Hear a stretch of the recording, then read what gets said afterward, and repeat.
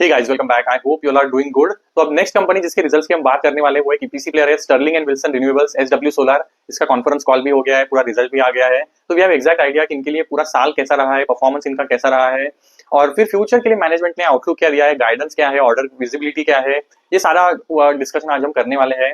अब before going to results and details, as usual एक minute spend करते हैं कि इनका बिजनेस मॉडल क्या है, कंपनी करती क्या है और बैकग्राउंड क्या है, पिछले जो 3 क्वार्टर से इसमें कंपनी ने कैसा परफॉर्म किया है। तो स्टर्लिंग एंड विल्सन एक ईपीसी प्लेयर है, मतलब ये इंजीनियरिंग, प्रोक्योरमेंट और कंस्ट्रक्शन का काम करती है, और अब तक इनका फोकस था सिर्फ सोलर रिलेटेड ईपीसी प्रोजेक्ट्स को एग्जीक्यूट करना। मतलब इसेंशियली क्लाइंट से जो ऑर्डर्स आते हैं कि भाई हमें ये जगह में इतनी कैपेसिटी का सोलर प्लांट बिठाना है, तो ये कस्टमर के, क्लाइंट के रिक्वायरमेंट के हिसाब से ये डिजाइन से लेके उस प्रोजेक्ट को कमीशन करना, ये पूरा काम ये करती थी। और उसके बाद भी जो एग्जीक्यूशन कंप्लीट होने के बाद, प्रोजेक्ट रेडी होने के बाद, ऑपरेशन मेंटेनेंस का जो एक बड़ा लॉन्ग टर्म जो काम होता है, ये भी ये काम करती थी। तो ये इसेंशियली इनकी स्पेसिफिक जो काम था, ये अब तक जो लिमिटेड था सिर्फ सोलर के लिए, बट कंपनी ने अब डाइवर्सिफाई करना शुरू किया है और now it is becoming a truly renewable solution player. मतलब अभी इन्होंने इस क्वार्टर की बात करें तो विंड ईपीसी के प्रोजेक्ट्स को भी बिड करना, और इनको कुछ ऑर्डर्स मिल भी गए हैं विंड ईपीसी के लिए। और जो बैटरी इलेक्ट्रिक स्टोरेज सॉल्यूशंस होते हैं वहां पे भी इन्होंने काम करना शुरू कर दिया। तो now it is diversifying, which is good, because फिर वहां से जो इनको विजिबिलिटी है ग्रोथ के लिए आगे चलते हुए, क्योंकि कंपटीशन बढ़ रहा है इस स्पेस में, lot many players and even bigger players are entering. तो जब कंपटीशन बढ़ेगा तो मार्जिन में प्रेशर आता है। तो उस टाइम पे अगर आपकी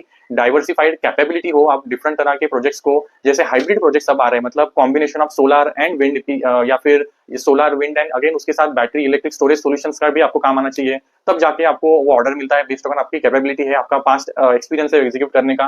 तो अंडरस्टैंडिंग ऑल दिस, कंपनी ने ये डाइवर्सिफिकेशन शुरू किया और इनको ऑलरेडी ऑर्डर्स मिल रहे हैं। तो ये एक अच्छी बात है। अभी अगर बैकग्राउंड की बात करें तो वी नो कि इन्होंने जो स्टार्ट ऑफ FY25 है, एक बहुत ही मतलब ओवर प्रॉमिस किया था और उसको अंडर डिलीवर किया था। 8,000 करोड़ ये रेवेन्यू अचीव करेंगे, ऐसा इन्होंने बोला था at the start of FY25। But 9 months होते होते FY25 के, मतलब दिसंबर ऑफ लास्ट ईयर, जब इनके रिजल्ट्स आए तो वी अंडरस्टैंड कि इन्होंने काफी हद तक अंडर परफॉर्म किया था। इनका जो 9 मंथ का रेवेन्यू था अराउंड 3800 करोड़ का था, और ये अपने टारगेट से बहुत दूर थे। तो एनालिस्ट ने काफी ज्यादा इनके मैनेजमेंट की बैशिंग की थी और इनको रियलिस्टिक टारगेट पूछा कि आपके रियलिस्टिक क्या कर सकते हैं, तब जाके इन्होंने अपने गाइडेंस को डाउनवर्ड रिवाइज किया था और बोला था कि हम पूरे साल के लिए अराउंड 6,000 to 6,500 करोड़ का रेवेन्यू कर सकते हैं। और इनका जब ये फाइनेंशियल ईयर पूरा हो गया है, तो पूरे फाइनेंशियल ईयर FY25 के लिए जो रेवेन्यू आया है, it is exactly in between around 6,300 crore का इन्होंने रेवेन्यू कर लिया है, which is not bad. Compare करेंगे FY24 से, तो फिर भी इन्होंने अपने रेवेन्यूज को डबल किया है। ऑपरेशनली भी इनके जो मार्जिन है वो स्टेबल हुए हैं, और बॉटम लाइन के अगर मतलब देखिए प्रॉफिटेबिलिटी, वो भी इन्होंने कंसिस्टेंटली इंप्रूव ही किया है। बट क्योंकि इन्होंने ओवर प्रॉमिस किया था और अंडर डिलीवर किया था, तो we have seen what has happened with the stock, and we had detailed discussion about this in the last video. तो अब जाके अभी अगर हम इस क्वार्टर की जो कॉन कॉल हो गया है और अब इन्होंने जो गाइडेंस दिया है, तो काफी कंजर्वेटिव सा गाइडेंस दिया है। इन्होंने FY26 के लिए बोला है कि हमारा जो रेवेन्यूज है हम 15 to 20% से ग्रो करेंगे। बट इनका अगर आप ऑर्डर बुक देखेंगे, अनएग्जीक्यूटेड ऑर्डर की जो बुक है वो देखेंगे, अराउंड 9,100 करोड़ के आसपास अनएग्जीक्यूटेड ऑर्डर है इनके पास, और अराउंड 7,000 करोड़ के तो नए ऑर्डर्स आए पूरे फाइनेंशियल ईयर में। तो that gives them good visibility, और इनका कहना है इस पूरे फाइनेंशियल ईयर में भी अच्छे खासे ऑर्डर्स इनको मिलेंगे। तो ये जो गाइडेंस इन्होंने दिया है फॉर FY26, मुझे लगता है बहुत कंजर्वेटिव साइड पे है। बिकॉज अब क्या है, जो आपने एक बार गलती कर दी, आप उसको रिपीट तो डेफिनेटली करनी नहीं चाहेंगे। तो कंजर्वेटिव साइड पे ये प्ले करे, और मुझे लगता है कि ये कंजर्वेटिव गाइडेंस के साथ जाएंगे और उसको ओवर डिलीवर करेंगे और अपनी गलतियों को सुधारेंगे। तो मुझे लगता है कि अब ये उस डायरेक्शन में काम कर रहे हैं। तो देखेंगे, हम ट्रैक तो जरूर करेंगे जैसे अगले वाले क्वार्टर्स में भी आएंगे। तो अब इस क्वार्टर के अगर नंबर्स देखें तो विल नोटिस इनका रेवेन्यू आया है 2,519 करोड़, जो 114% से बड़ा है। 116 करोड़ का एबिटा आया है, जो 96% से बड़ा है। पैट 55 करोड़, जो मल्टीफोल्ड इंप्रूव हुआ है। मार्जिन 4.6 एबिटा लेवल पे, और पैट 2.2 जो भी इंप्रूव हुआ है। पैट तो 210 बेसिस से इंप्रूव हुआ है। मार्जिन नियरली स्टेबल है, 40 बिप्स का थोड़ा सा यहाँ पे डिक्लाइन है। ईयर ऑन ईयरली नंबर देखिए तो 6,300 करोड़ का रेवेन्यू है, जो 100% से ज्यादा से बड़ा है। एबिटा 276 करोड़, पैट 86 करोड़, जो अगेन मल्टीफोल्ड इंप्रूवमेंट है। और जो एबिटा और पैट के मार्जिन है वो भी इंप्रूव हुए हैं even on year two year basis.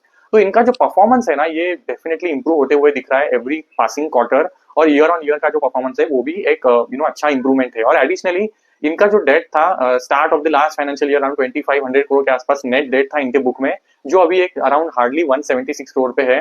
तो इनका बैलेंस शीट क्लीन अप हो गया है, इनका रेटिंग भी इंप्रूवमेंट हो गया है। तो बैंक से आपको जो क्रेडिट लिमिट्स मिलती है, या फिर जो आपको पैसा उठाने की जो कैपेबिलिटी होती है आपकी, वो भी इंप्रूव हो जाती है। ये सब जरूरी इसलिए है क्योंकि आप इतने सारे जो बड़े ईपीसी प्रोजेक्ट्स आप एग्जीक्यूट करते हो तो आपको कुछ बैंक गारंटीज लगती है, लाइन ऑफ क्रेडिट आपको लगती है, और ये तभी पॉसिबल होगा जब आपकी बैलेंस शीट स्ट्रांग हो। तो ये सारी चीजें तो वी हैव आइडिया, और ये क्वार्टर का जब रिजल्ट आया ना तो तभी भी इनका जो डेट है वहाँ पे कोई ज्यादा सिग्निफिकेंट इंप्रूवमेंट मतलब डिटोरेशन नहीं हुआ है। 176 के आसपास ही इनका डेट है, जो ईयर ऑन ईयर तो इंप्रूव हुआ है but still it is a manageable level, तो विच इज पॉजिटिव अगेन। अभी इस क्वार्टर के नंबर्स के बाद इन्होंने जो अपडेट्स दिए अगर उसकी बात करें तो we will start with order book which is again very important aspect. You will notice कि 7051 करोड़ के आसपास कुछ इनको नेट ऑर्डर्स मिले, और ये ऑर्डर्स इनको कंसिस्टेंटली अक्रॉस 4 क्वार्टर्स मिले हैं।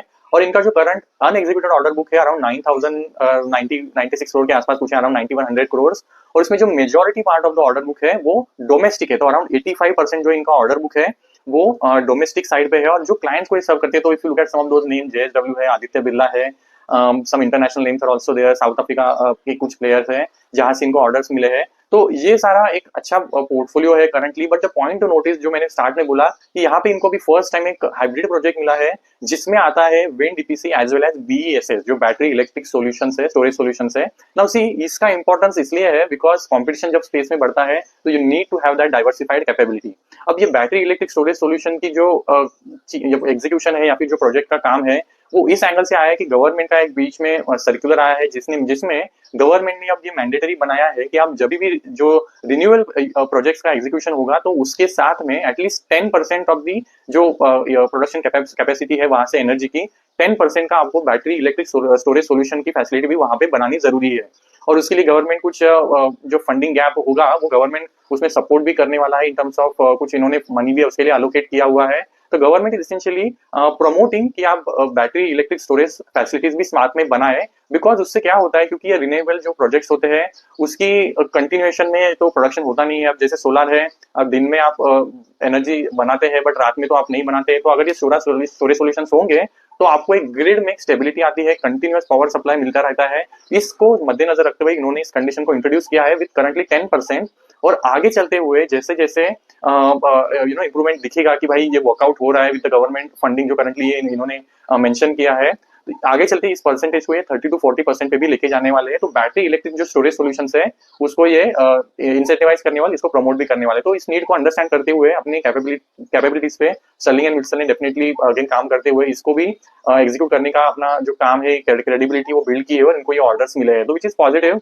अभी जो बीईएसएस है, बैटरी इलेक्ट्रिक स्टोरेज सॉल्यूशंस, इसका फोकस इस पे फोकस इसलिए बढ़ रहा है बिकॉज अगर आप चार्ट देखेंगे तो यू विल नोटिस लिथियम के जो प्राइसेस है जो लगते हैं लिथियम आयन बैटरीज बनाने के लिए as a storage solution, lithium के prices are currently trading at a 4-year low. तो इसकी वजह से जो फिजिबिलिटी है बैटरी इलेक्ट्रिक स्टोरेज सॉल्यूशंस बनाने के लिए, बिकॉज लिथियम के प्राइसेस घट गए हैं, तो ये बीएसएस प्रोजेक्ट्स बनाने के लिए जो कॉस्ट लगने वाला है वो भी कम हो रहा है, and that's why government is emphasising on the BSS projects.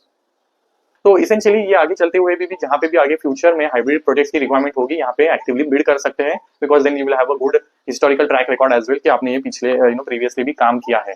अब जो एक नाइजीरिया वाला प्रोजेक्ट की बात है, again we had talked about this in last video as well, 2.2 billion around 20,000 crore के आसपास का ये जो प्रोजेक्ट है नाइजीरिया में, वहां पे अभी भी कोई एज सच क्लियर मैंडेट या फिर ग्रीन लाइट नहीं आया हुआ है कि कब इसका फाइनल साइनिंग होगा।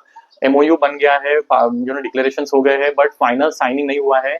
तो जब तक ये नहीं होगा एक काम भी शुरू नहीं होगा और वहां से जो वैल्यू जनरेट होना है वो भी नहीं होगा। तो यहाँ पे अभी भी there is still time, management ने कहा है कि it will take some time before they can start recognizing something from that. तो इसके अलावा इनका जो गाइडेंस की अगर बात करें तो इनका कहना है कि we expect and we have a strong order pipeline. तो अराउंड 23 गीगावाट के आसपास का इनका एक बिडिंग पाइपलाइन है जो बहुत अच्छा स्ट्रॉन्ग पाइपलाइन है, और अराउंड 6,000 to 8,000 करोड़ का इनका विजिबिलिटी है कि इस पूरे फाइनेंशियल ईयर में इनको ऑर्डर्स मिल सकते हैं एडिशनली। जो करंटली है 9,100 करोड़ के आसपास वो तो है ही, बट एडिशनल 6,000 to 8,000 करोड़ का ऑर्डर इनको मिल सकता है with in the financial year, ऐसा इनका कहना है। इस साल का भी जो आप देखेंगे ना ऑर्डर जो इनको मिला है डोमेस्टिकली अराउंड 5,000 करोड़ से ज्यादा है, वो डोमेस्टिक है और वो 21% से ग्रो हुआ है। और इस साल में भी जो ये फोकस है इनका डोमेस्टिक मार्केट पे भी प्रोमिनेंटली होने वाला है, और स्पेसिफिकली एनटीपीसी से जो बड़े प्रोजेक्ट्स होने वाले हैं यहाँ पे इनको लगता है कि कुछ ऑर्डर्स इनको मिल जाएंगे। सी अब ये इनका जो फोकस है ना डोमेस्टिक साइड पे करंटली ज्यादा इसलिए है बिकॉज इन्होंने अपने कॉनकॉल में चीजों को मेंशन किया कि जो मिडल ईस्ट रीजन है इनका कहना है वहाँ पे कंपटीशन बहुत ज्यादा पिकअप हो गया है, काफी प्लेयर्स आ गए हैं ईपीसी वाले जो बिडिंग कर रहे हैं डिफरेंट प्रोजेक्ट्स के लिए, और ये जब इतना कंपटीशन बढ़ता है तो मार्जिन आपके थिन हो जाते हैं।